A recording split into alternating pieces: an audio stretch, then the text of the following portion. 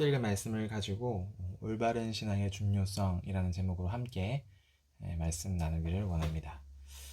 오늘 함께 읽었던 이 사사기 본문은 미가의 신상과 제사장이 어떻게 이 단지파에 정착했는지를 말해줍니다. 그래서 27절과 31절 앞뒤로 이렇게 조금만 이 본문을 살펴보면 미가가 만든 것이라는 이 개념의 결말의 첫 절과 31절에도 미가가 만든 것이 동시에 등장하면서 이것은 이 미가 이야기의 결론의 주제가 미가의 신상과 제사장이 어떻게 되었는지를 보여주는 데 있다고 말할 수 있겠습니다. 여기서 단지파가 라이스로 이동하는 문제는 사실은 중요한 문제가 아니라 여기 내용에서는 좀 부차적인 문제라는 말입니다. 단지파 사람들은 미가가 만든 이 신상과 제사장을 취해서 그들의 목적지인 라이스로 떠납니다. 27절에 나오죠. 사사기 저자가 다시 한번 이 라이스 사람들을 소개하면서 이렇게 묘사합니다. 이 사람들은 한가하고 걱정 없이 사는 백성이다 라고 말합니다.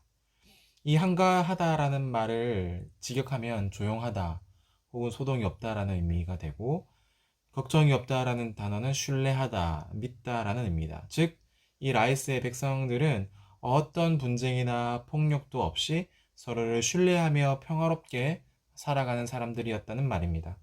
이런 라이스의 모습은 앞서 드러난 단지파의 폭력적인 모습과 굉장히 대조를 이루면서 우리에게 이 사실들을 알려줍니다. 이 단지파는요, 이 라이스라는 만만한 상대를 만나자 그들이 가지고 있던 폭력성을 과감없이, 유감없이 발휘해서 평화로운 라이스를 칼로 치고 성읍을 불사릅니다.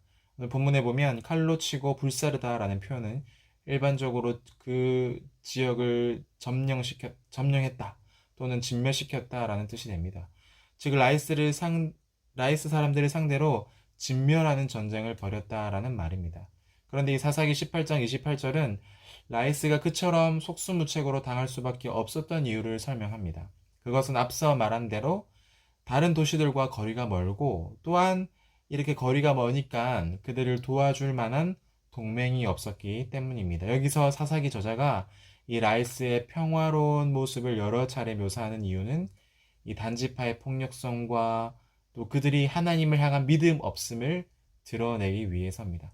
이 단지파는 미가의 신상을 힘으로 빼앗았었던 것처럼 오늘 힘과 폭력을 동원해서 이 라이스를 빼앗습니다. 그리고 그곳의 성읍을 세우고 그곳의 이름도 바꾸죠. 그 라이스라는 이름을 지워버리고 단 이름이라는 이름으로 바꾸어 살아갑니다. 결국에 이 단지파 사람들은 하나님이 그들에게 주신 땅을 포기하고 평화롭게 살고 있었던 라이스를 침략해서 그곳에서 정착을 합니다. 하나님이 주신 기업을 그들이 포기한 이유는요, 그들보다 힘이 센 아모리 사람들이 그곳을 차지하고 있었기 때문입니다. 여기서 우리는 이 단지파 사람들이 전쟁은 하나님께 속했으며 인간의 숫자의 많음과 적음에 있다는 것을 전혀 믿지 못했다라는 사실을 알려줍니다. 그러니까 쉽게 말하면 이들은 여호와의 전쟁이 아니라 자기 자신을 믿었고 하나님이 이 전쟁의 주인이라는 사실들을 신뢰하지 못했다라는 것입니다. 여호수아는요, 하나님을 의지해서 여리고성을 정복했습니다. 갈렙도 믿음으로 가나안의 가장 강한 아낙 자손을 정복했습니다. 또한 드보라는 철병거 900대나 있었던 가나안 왕 야빈을 이겼습니다. 기도는요, 용사 300명을 데리고 미디안 본대를 격파하는 놀라운 사건도 우리가 앞에 사사기 본문을 통해서 살펴보았습니다. 이렇게 하나님을 의지하면서 승리를 거둔 수많은 신앙의 유산들을 모두 잊어버리고 이 단지파는 자신의 보잘것없는 힘만을 의지한 채 아모리 족속을 피해 도망쳤고, 그 대신 만만한 라이스를 진멸하고 땅을 빼앗습니다. 결과적으로는 이 단지파의 제사장이 된 이 단지파의 폭력성을 드러낼 뿐만 아니라 하나님에 대한 단지파의 불신앙을 보여주는 사건이 오늘 바로 본문의 내용이기도 합니다. 하지만 단지파는 그렇게 생각하지 않는 것 같습니다. 그들은 라이스를 정복하고 그곳에서 미가의 집에서 가져온 신상을 또한 세웁니다. 아마 그들도 미가처럼 신상을 세우고 제단을 만들어서 제사장을 모시면서 하나님을 신실하게 섬기는 것, 그것으로 인해 복을 받을 것이다 라고 생각했던 것 같아요. 그런데 이 사사기 저자는 단지파의 제사장이 된 청년 레위인에 대해 오늘 본문에서 설명을 좀 더 덧붙이고 있습니다. 그가 어떤 사람이라고 말합니까? 사사기 18장 30절에 나오는데요. 그가 모세의 손자요 게르솜의 아들인 요나단이라고 말합니다. 다윗과 요나단에 나오는 이 요나단이 아니라 다른 요나단입니다. 왜 이 레위인 청년에 대해서 오늘 본문이 설명을 더 덧붙이고 있는 것일까? 이 사사기 저자는 이 레위인 청년의 정체를 분명하게 밝히면서 어쩌면 이 제사장 계층에 전체적으로 만연해 있는 가나안 땅에 들어가서 이 가나안의 문화에 흠뻑 젖은 가나안화의 문제를 지금 말하고 있는 것 같습니다. 즉 이스라엘의 역사상 가장 유명한 모세의 가문까지도 영적으로 부패한 현실을 이 말씀을 읽는 자로 하여금 우리에게 알려주고 이것은 큰 충격을 우리에게 가져다 주는 것이죠. 모세의 손자였던 이 레위인 청년의 모습을 통해서 이스라엘이 가나안에 들어온 지 약 100년 정도밖에 되지는 않았지만 이미 가나안화되어서 매우 심각하게 그들을 쫓고 그들의 문화에 속하여 살아갔다는 것을 우리는 보게 됩니다.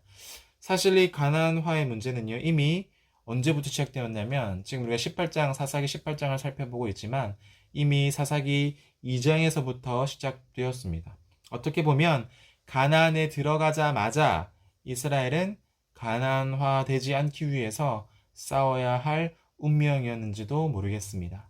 타락한 심판과 구원이라는 이 사사기의 사이클, 같은 이런 사이클 역시도 그런 싸움의 과정이라고 볼 수도 있습니다. 이어서 이 18장 30절 하반절에 보면 그 땅의 백성이 사로잡히는 날까지 단지파의 제사장이 있었다라고 알려줍니다. 여기서 이 사로잡힌 날이라는 뜻은 무엇일까요? 이 사로잡힌 날이라는 말은 북이스라엘이 아시리아죠. 아수르에게 멸망당하고 그 백성들이 포로로 잡혀간 날을 가리킵니다. 이것이 바로 사로잡힌 날입니다. 여기서 우리는 모세의 가문이 그 단지파에서 꽤나 오랜 시간 동안 제사장직을 수행했음을 오늘 이 한 단어를 통해서 알게 됩니다. 하지만 이는 결코 긍정적인 결과는 아닙니다. 왜냐하면 그들은 제사장이 될 자격이 없는 자들이었기 때문이죠. 그런 자격이 없는 자들이 오랫동안 제사장직을 감당하고 있었다라는 말입니다. 모세의 손자 게르솜의 아들 이 레위인 청년 요나단은요, 자신의 잘못된 선택으로 어쩌면 선조격이 되는 이 모세의 명성에 먹칠을 하고 있고 또 대대손손 잘못된 신앙을 그들에게 남겨주게 됩니다. 그리고 사사기 18장 31절은 다시 한번 이렇게 말하는데 미가가 만든 바 새긴 신상이 이스라엘의 성전에 세워지기 전까지 단지파에 있었다라고 말을 합니다. 즉 단지파에서 오랫동안 잘못된 예배가 드려졌는데 그 원흉이 바로 미가가 만든 신상이었다라고 지금 말씀하고 있는 것입니다. 이렇게 이 미가의 책임을 다시 떠오르게 하면서 이 미가의 큰 이야기들이 맞춰지고 있습니다. 우리가 지금까지 살펴본 18장 그리고 앞에 17장까지 다 미가의 이야기인데요. 이 내용들을 요약해 보면 맨 처음에 발생한 미가의 도둑질이라는 이 도덕적 잘못은 이 신상을 만드는 종교적 범죄로 커지고 또 넘어가는 것을 우리가 함께 보았습니다. 그리고 이 일에 레위인도 함께 동참함으로써 일반 백성뿐만 아니라 종교 지도자들도 이 이스라엘의 타락에 한 몫을 하는 것을 볼 수 있죠. 또한 한 가정과 한 레위인의 문제에 단지파가 합류하고 개인의 타락과 잘못된 선택이 한 지파 전체가 잘못된 종교적인 행위로 점점점 번져가는 것을 우리가 볼 수 있습니다. 이처럼 사사기의 첫 번째 마침글, 그러니까 제일 마지막에 두 큰 사건이 등장하는데 이 첫 번째 사건이 맞춰지는 이 글을 통해서 종교적으로 점점점 한 개인이 종교적으로 타락하고 이것이 점점 심화되어서 확대되고 또 온 이스라엘로 퍼져나가는 모습을 생생하게 우리에게 묘사해 줍니다. 이런 모습은 역설적으로 우리에게 중요한 부분인데, 우리에게 한 개인이 올바르게 신앙을 갖는 일이 얼마나 중요한지를 보여주고 있습니다. 여기서 저는 여러분께 질문을 드리고 싶은 겁니다. 여러분은 얼마나 이 올바른 신앙생활을 하기 위해서 힘쓰고 있는가라는 겁니다. 왜냐하면 한 사람의 올바른 신앙이 오늘 우리가 함께 살펴본 대로 이 미가 이야기에서 굉장히 중요하기 때문입니다. 이스라엘 백성들은요, 이제 말씀을 정리하겠습니다. 이스라엘 백성들은 이 사사기 시대 초기부터 아주 빠른 속도로 하나님을 잊고 다른 신들을 섬기며 자신의 소견에 옳은 대로 살아간 것을 우리가 말씀을 통해서 볼 수 있습니다. 그럼 여기서 중요한 부분을 한번 점검해 보아야 하는데, 그럼에도 불구하고 이 사사 시대가 온전히 유지되어질 수 있었던 이유가 무엇일까라는 겁니다. 급속도로 가나안화되어 가고 아주 빠른 속도로 하나님을 잊고 다른 신을 섬겼음에도 불구하고 이런 타락한 모습 속에서 이 사사시대가 그러나 꽤나 오랜 시간 동안 유지되었던 이유가 무엇일까라는 것입니다. 우리가 이 부분을 좀 생각해 보아야 합니다. 첫 번째로는 하나님께서 끊임없이 이 사사들을 세우셔서 이스라엘을 돌보시고 또한 돌보실 뿐만 아니라 징계하시고 하나님께로 돌아오도록 이끄시는 누구의 열심입니까? 하나님의 열심 때문에 이 사사시대가 유지되고 있는 것입니다. 중요한 것입니다. 둘째로 악조건 속에서도 하나님의 부르심에 부응하여서 구원의 사역을 이루어간 사사들 덕분입니다. 아마 이들이 없었다면 이 사사시대가 유지되지가 않았겠죠. 그래서 이스라엘은 계속해서는 아니지만 그래도 한 세대가 어쩌면 겨우겨우 유지됨으로 통해서 하나님과의 관계가 완전히 끊어지지는 않을 수 있었다라는 말입니다. 물론 여러분들이 잘 알고 느끼고 있는 것처럼 세대가 지날수록 그것마저도 쉽지 않은 것처럼 보입니다. 그래서 결국에 사사기 저자는 마지막 부분에 사사기 시대에 일어났던 가장 끔찍한 두 사건을 말씀하면서 이스라엘이 신학적으로 또 영적으로 사회적으로 파산 상태에 이르렀다라고 어쩌면 우리에게 고발하고 있는 것처럼 보이기도 합니다. 그리고 그런 타락의 이유가 바로 이스라엘이 하나님을 왕으로 섬기지 않았기 때문임을 우리에게 말하고 있습니다. 또한 그들의 중심을 잡아줄 왕이 필요하다는 사실을 어쩌면 또한 반대로 역설적으로 말하면서 이 사사기가 마무리된다라고 말할 수 있습니다. 정리하면 여러분, 그 올바른 신앙생활은 하나님이 어떠한 분이신가를 바로 아는 것입니다. 여러분들은 하나님이 어떠한 분이신지를 얼마나 바르게 알고 있습니까? 우리가 그 일에 조금 더 힘썼으면 좋겠습니다. 그래서 올바른 신앙으로 말미암아 한 개인이 바로 서고 또 우리 공동체가 바로 서고 이 교회가 바로 서고 하나님의 나라의 이 세상도 온전히 바로 세워지는 은혜가 우리 한 개인을 통해서 시작되었으면 좋겠습니다. 우리가 그것을 바라고 소망함으로 그렇게 하나님의 나라를 세워가고 꿈꾸는 청년들이 되었으면 좋겠습니다. 함께 기도합시다. 하나님 아버지, 오늘 한 개인의 큰 문제들이 한 지파로 번져가고 또 온 이스라엘로 번져가는 것을 바라보면서 참 탄식하며 마음이 아플 수밖에 없음을 고백합니다. 하나님, 우리 개인의 올바른 신앙이 또한 얼마나 중요한지를 깨닫게 되어집니다. 하나님, 우리 한 개인이 먼저는 하나님 앞에 올바른 신앙을 소유할 수 있도록 도와주시고 우리 한 개인의 신앙의 올바른 모습을 통하여서 우리 공동체 가운데 선한 영향력을 미치게 하시고 또한 더 나아가 우리의 가정과 우리 학교와 우리 직장과 온 세상을 아울러 하나님을 드러내며 하나님이 영광 받으시는 삶을 살아가는 귀한 청년들 한 사람 한 사람이 되어줄 수 있도록 주께서 은혜 베풀어 주시옵소서. 오늘 말씀 주심에 감사를 드리며 예수님의 이름으로 기도드립니다. 아멘.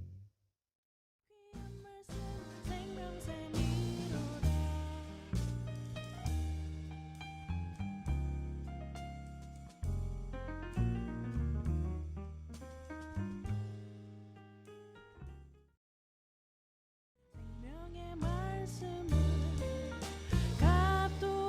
없이 바다 생명길로 가니 아름답고 귀한 말씀 생명샘이